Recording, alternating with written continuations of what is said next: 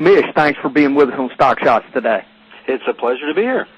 Mish, we've been exploring the inflation versus deflation argument on our show, and I know that you have been blogging about this. Would you give us your outlook on the inflation versus deflation perspective? I've actually been calling for a period of deflation now for well over 3 years. Most people thought it was absolutely crazy, but here it is. We're in it. Actually, just a few months ago, I told people to expect all-time new record low yields in treasuries. That has transpired. We've certainly seen collapsing housing prices. We've seen a collapsing stock market, the likes of which we've not seen since the Great Depression. We've seen a manufacturing collapse not just in the United States but worldwide, in China, in Russia, in Europe, in the UK. So all of those, well, one can say, well, that's really not deflation. That's technically true. I view inflation as a monetary thing, but not just money supply itself, but credit. And that's the mistake that a lot of people, a lot of the inflationists have been making. They look at money supply, they look at soaring money supply, and they say, oh my God, this is inflation.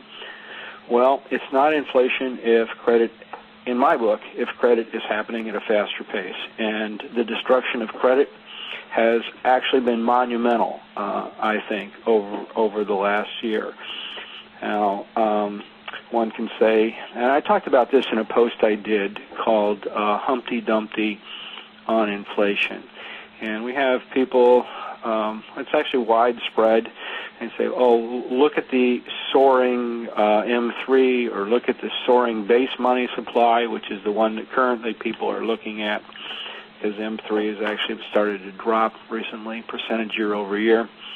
And look at this. I say, okay, I look at that, but I also go back and look at the last time that money supply soared, base money supply soared like it is now. And guess what? There are only two other occurrences. One was in World War II, and the other one was in the Great Depression. So we did not see that kind of money supply soaring in the stagflationary periods that we saw in the 70s and 80s.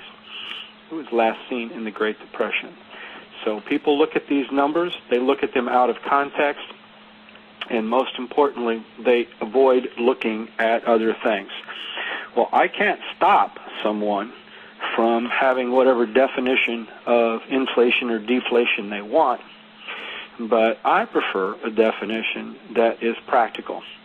And here are the conditions that one would expect to see in deflation: falling treasury yields, falling home prices, rising corporate bond yields, a strengthening dollar, falling commodity prices, falling consumer prices, rising unemployment, a negative GDP, a falling stock market, a falling credit mark-to-market, and actually I think one would see, looking at what happened in the Great Depression, one would see a spiking base money supply as the government attempts to fight it. We would see banks hoarding cash, we would see a rising savings rate, and we would see the purchasing power of gold rise. Those are the conditions that we're in now, every one of them.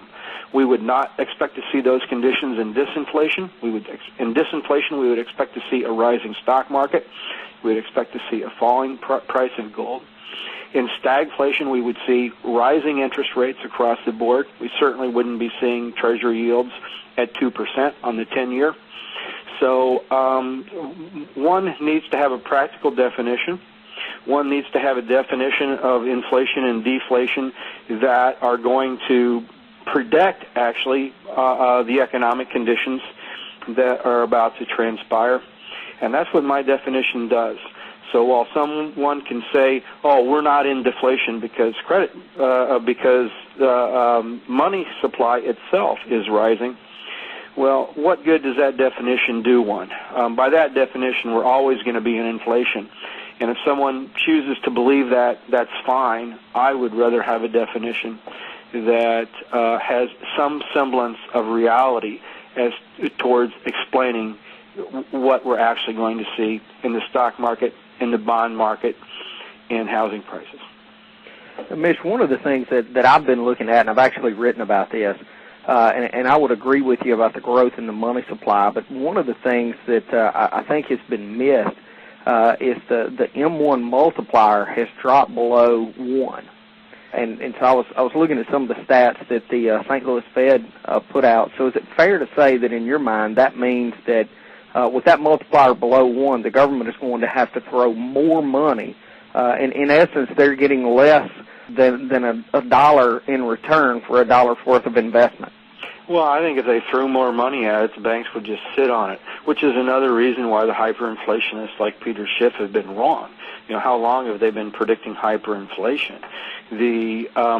Let's assume, let's look at this another way. Let's assume that I invented a perfect counterfeiting machine, that this thing could produce $100 bills that even the Treasury could not detect from the real thing. And let's suppose that I printed $1 trillion worth of these, and then I buried them in my backyard. Of exactly what economic consequence would that have? The answer obviously is none, right? Right. I print $1 trillion worth of these things and I bury them in my backyard or burn them. So it has no effect on the economy whatsoever. All right, now let's assume that the Fed prints $1 trillion and it just sits there on the bank balance sheets. Isn't that effectively the same thing? Well, there is a perfect counterfeiting machine, because all the money that the government prints is counterfeit. But if that money does not make its way into the economy, it's not going to affect the price of anything, is it?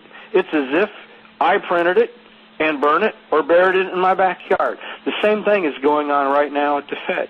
Now, some of that money is going to make it into the economy. We're going to see that next year, or later this year, when Obama passes this big stimulus plan and they start repairing roads and bridges and the like. That's a little bit different than what the Fed's been doing right now. The Fed's been printing money, swapping this stuff to banks, taking dodgy collateral and sticking on its asset sheets. And we're seeing the effect in terms of base money supply. But reality, those are swaps. The banks have to swap the collateral back at some point. All that's happened to date so far is the banks are pretending that they're well capitalized because of this swap, when the reality is they've got to swap these securities back with the Fed at some point. So it's no wonder that these so-called recapitalized banks don't want to spend. Now, we did just print, $750 billion, give it to the banks to lend, but they don't want to lend.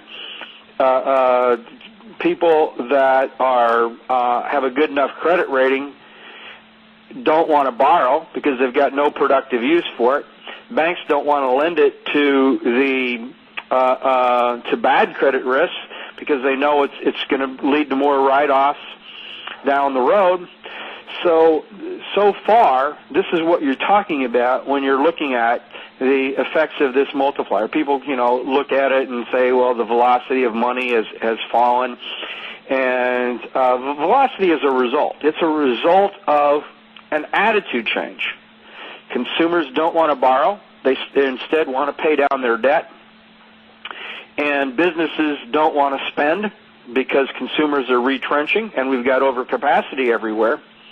Those are not conditions that lend themselves towards hyperinflation, period. For the rest of this great interview, visit our website, www.stockshotz.tv.